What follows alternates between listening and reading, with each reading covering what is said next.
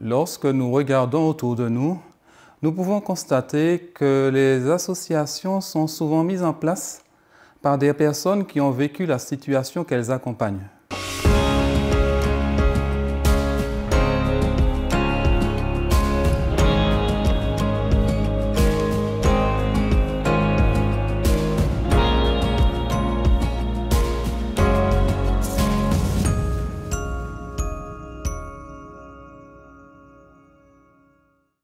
Lorsque nous regardons autour de nous, nous pouvons constater que les associations sont souvent mises en place par des personnes qui ont vécu la situation qu'elles accompagnent.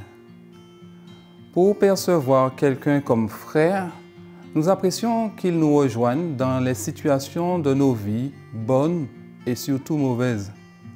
Jésus ne souhaite pas faire exception. Il veut nous appeler frères et pour cela, il nous rejoint dans notre humanité. C'est ce que nous présente le texte d'Hébreux 2, versets 10 à 18.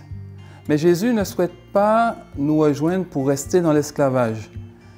Il nous rejoint parce qu'il veut nous libérer. C'est la bonne nouvelle de cette semaine. Le Maître de l'univers veut te rejoindre là où tu es, car il veut te libérer de l'emprise de la mort. Qui ne voudrait pas être en relation avec un grand dignitaire qui serait prêt à le rejoindre dans sa situation difficile pour lui offrir une opportunité d'en sortir? Qui ne serait pas honoré que ce dignitaire l'appelle frère sans aucune honte?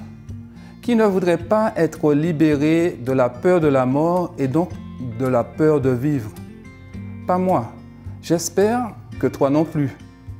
De plus, le Seigneur ne s'adresse pas à nous en étant dupes. Il sait parfaitement que nous ne sommes pas des anges.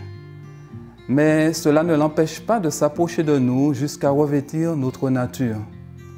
Désormais, il est semblable à nous, aux descendants d'Abraham que nous sommes.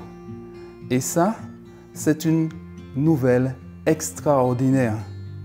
Pour en savoir plus sur le bon plan que t'offre Jésus en t'appelant frère, passe une bonne semaine d'études et partage tout l'enthousiasme que cela met dans ton cœur avec ceux qui t'entourent.